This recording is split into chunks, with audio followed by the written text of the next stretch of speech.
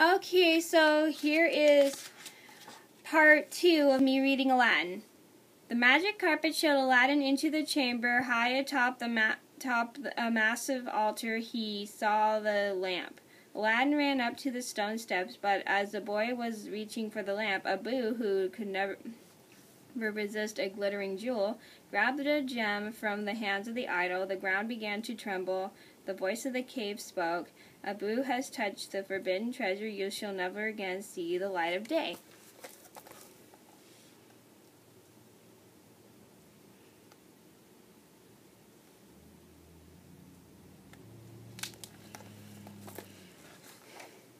The altar began to crumble beneath Aladdin's feet. He snatched the lamp, ran down the swaying stone steps, and jumped aboard the carpet.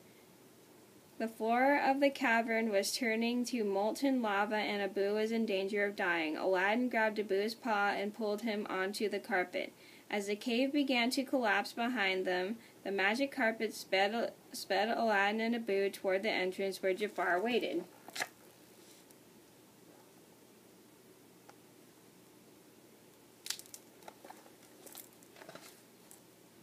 Jafar, help us, Aladdin called, clinging to the heavy edge of the cave. The lamp, give me the lamp, cried Jafar. He seized it from Aladdin's hand. Then from his robe, Jafar drew a long, gleaming dagger.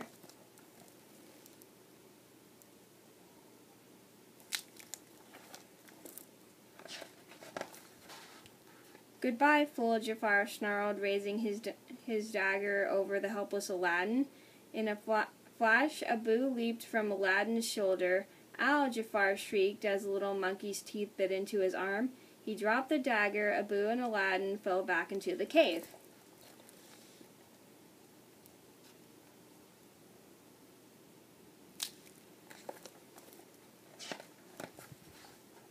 The earthquake had stopped. The cave was as silent as a tomb. We're trapped in here, Abu, Aladdin despaired.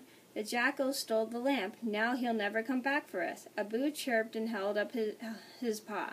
Aladdin's eyes widened. In Abu's paw was the lamp. You got it back when you bit him. Good work, Abu. Aladdin took the lamp. I wonder what's so special about this dusty old thing. He rubbed it, trying to get a better look at it.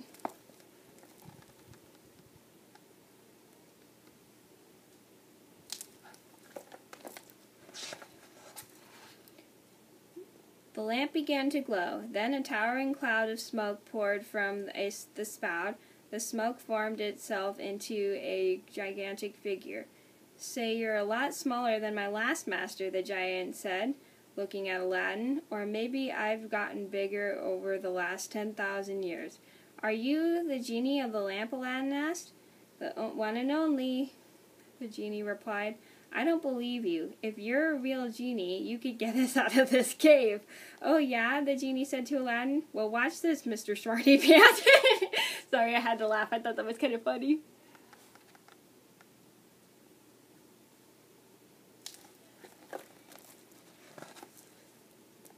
Quick as a wink, they were out of the cave. Soaring over the desert on the magic carpet. How's that, kiddo? Am I a genie or am I a genie? I guess you're a genie, all right, Aladdin said. So, do I get 3 wishes? Yep, said the genie, but no fair wishing for 3 more wishes. Aladdin thought about the Princess Jasmine. I wish to be a prince.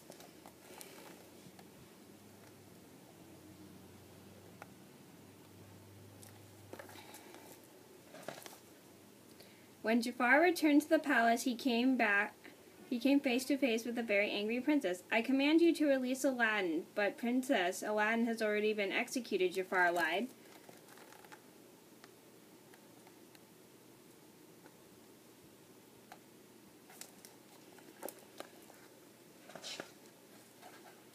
When I marry and become queen, you'll pay for this, Jafar, fighting back tears.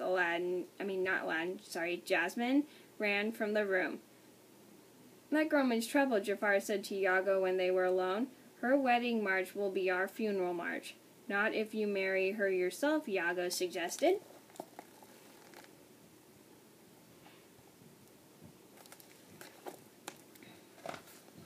Suddenly the palace gates were thrown open. Prince Ali of Ababa, announced the palace guard. Trumpets blared, drums rolled, and into the palace flew Aladdin on his magic carpet.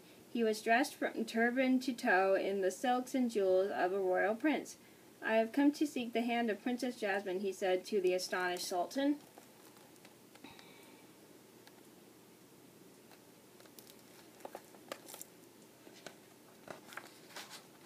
That night, when Prince Ali took Jasmine for a moonlight ride on his magic carpet, she discovered that he was the same young man she had met in the marketplace. Far below, Jafar watched them. "I must get rid of the intruder before he spoils my plans," he thought.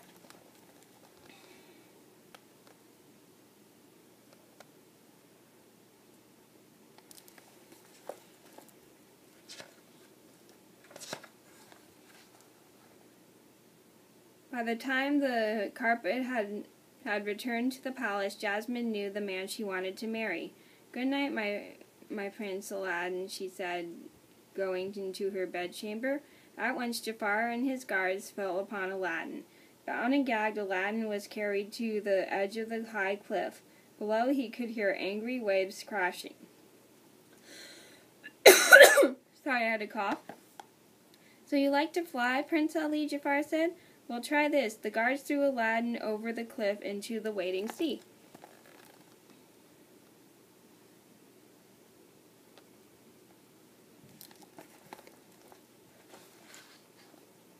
Aladdin dropped like a stone in the sea.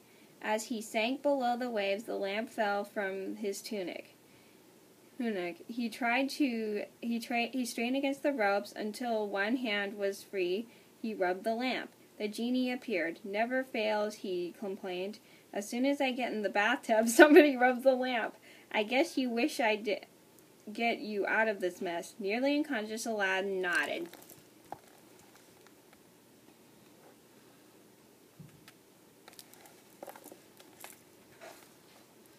In the palace, Jasmine had made her decision. "Father, I want to marry Prince Ali." "Excellent," the Sultan rejoiced.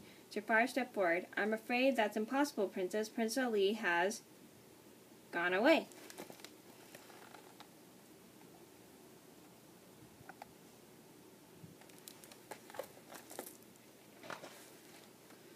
Jafar held his cobra staff before the Sultan's eyes. "But your father has something to tell you," Princess Jafar smiled. You will marry Jafar," the hypnotized Sultan droned. "Never," Jasmine cried. "Father, what's wrong with you?" "I know what's wrong," said a voice from the doorway.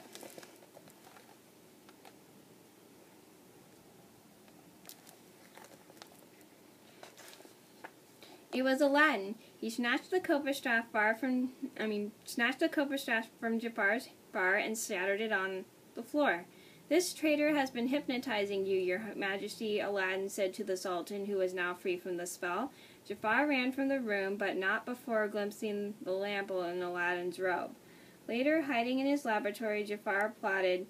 "So Prince Ali is Aladdin," he said. He has the lamp." At dawn the next morning, Iago crept into Aladdin's room and stole the lamp.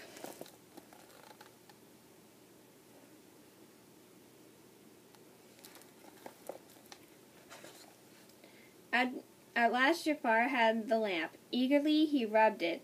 The genie appeared. "I am now your master," Jafar bellowed. What a revolting development," said the genie. Jafar hesitated. "I wish to be Sultan."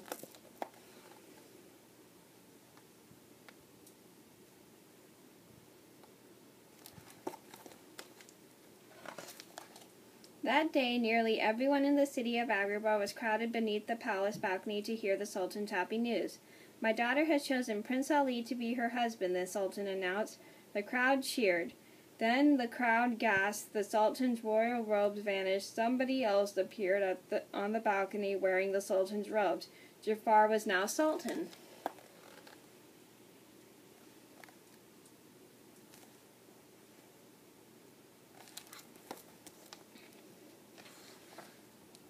"We will never bow to you," Aladdin said angrily. Jafar held the magic lamp. "Then you will cower," he exclaimed, rubbing the lamp. "Genie, I wish to be the most powerful sorcerer in the world." "I don't like it, but you got it, master." the genie replied. And for my first trick, the newly made sorcerer said, I banish Aladdin to the ends of the world.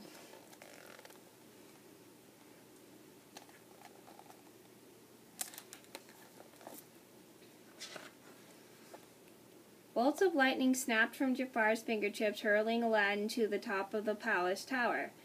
The tower snapped off, and like a rocket, it sped to the snowbound ends of the earth. How will I ever get out of here? Aladdin groaned.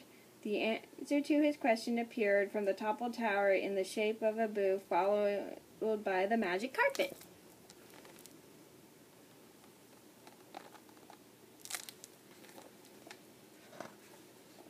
Meanwhile, back in Agrabah, the poor Sultan was hanging from the ceiling of his throne room like a marionette, watching as Jafar ruled his kingdom. Bring me more wine, slave, Jafar ordered Jasmine, helpless in the sorcerer's power. She obeyed.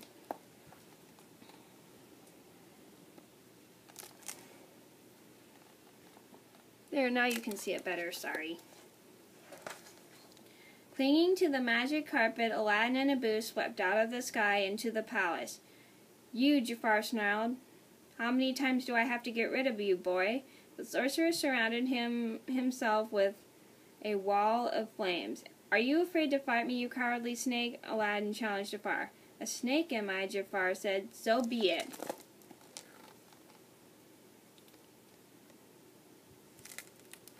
Sorry I'm reading kind of fast. I don't want this bit to be too long. Instantly, Jafar turned himself into a huge cobra. Aladdin and Jasmine drew back from the deadly fangs. Did you think you could outwit the most powerful sorcerer on earth? Hissed the cobra.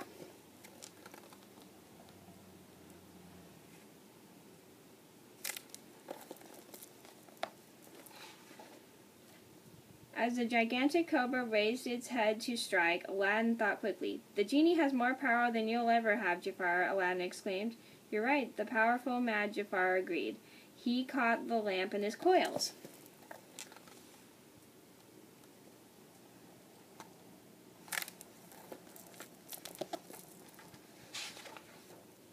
Genie, my third wish is to be a genie. The cobra vanished and Jafar towered Aladdin in the shape of a genie. Now I have absolute power, he crowed.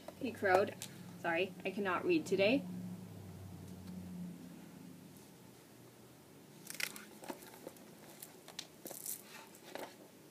Then Jafar noticed what was happening. What? He shrieked. I'm dissolving.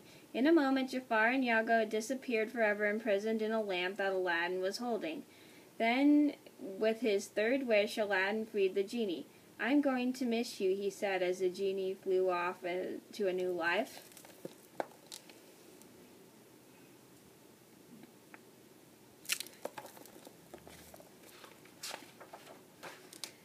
The first thing the Sultan did when he became Sultan again was to change the law. Princess Jasmine could marry anyone she wished, and since she wanted to marry Aladdin, that's exactly what she did.